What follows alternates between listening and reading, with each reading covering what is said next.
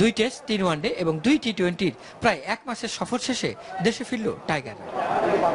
বিমানবন্দরে একে একে তকমা লাগানো সব ক্রিকেটারই যখন নিজেদের লাগেজের পেছনে দৌড়াচ্ছেন, তখন সবকিছু ছাপিয়ে গণমাধ্যম কর্মীদের হৈহুল্লোড় ছিল মুশফিককে ঘিরে।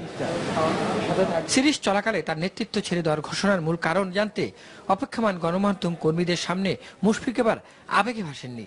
বোঝাই যায় প্রস্তুতি নিয়েই হাজির হয়েছেন তিনি। জানালেন টিম ওয়ার্ক, সতীর্থ বা অন্য কোনো কারণ নয়, স্বেচ্ছায় নেতৃত্ব ছাড়তে চেয়েছিলেন তিনি। বললাম তো যে ওদের সাথে হেরে যাওয়া, ওদের মাটিতে, এটা আসলে মেনে নিতে পারছিলাম না। আর এটা আমি ইন্ডিভিজুয়ালি পুরো নিজের উপরে নিয়ে নিচ্ছিলাম। এই জন্যই আমাকে এটা ডিসিশনটা আমার মন থেকে এসেছে যে হয়তো বা আমার কারণে আমার পুরো টিমটা হেরে গেছে। সো এইটা একটা ফার্স্ট এবং দ্য অনলি রিজন। শ্রীলঙ্কা সফরের পর জিম্বাবুয়ের চেয়ে সবকিছুতেই এগিয়ে থাকা বাংলাদেশের এমন হতশ্রী পারফরমেন্সটা প্রত্যাশা ছিল না স্বয়ং অধিনায়কের কাছেই। ব্যর্থতার কারণগুলো বিশ্লেষণ করেছেন মুশফিক নিজেই। অবশ্যই অনেক ডিসঅ্যাপয়েন্টেড টুর, কারণ আমরা অবভিয়াসলি যখন জিম্বাবুয়ের সাথে খেলবো, ওদের সাথে প্রত্যেকটা ম্যাচ জিতবো, এটাই সবার এক্সপেকটেশন থাকে এবং আমাদেরও থাকে।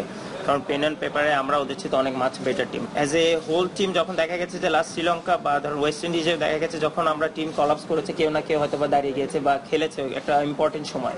ঠিক এই টুরটা হয়তো বা ওইটা হয় না, এই জন্যই জাস্ট আমাদের পুরা হয়তো রেজাল্টটা ডিফারেন্ট হয়েছে। বিশেষ করে আমি বলবো আমাদের টপ 5 ব্যাটসম্যান আমরা ওয়ান ডেতে কোনো একটা 50+ রান করতে পারিনি। সো উইচ ইজ এ মানে আমি বলবো যে সবচেয়ে বড় হয়তো আমাদের ডিসঅ্যাপয়েন্টমেন্ট যেটা পেয়েছি।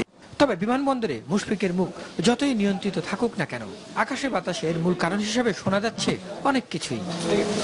Nasimul Hasan, NTV news, Dhaka.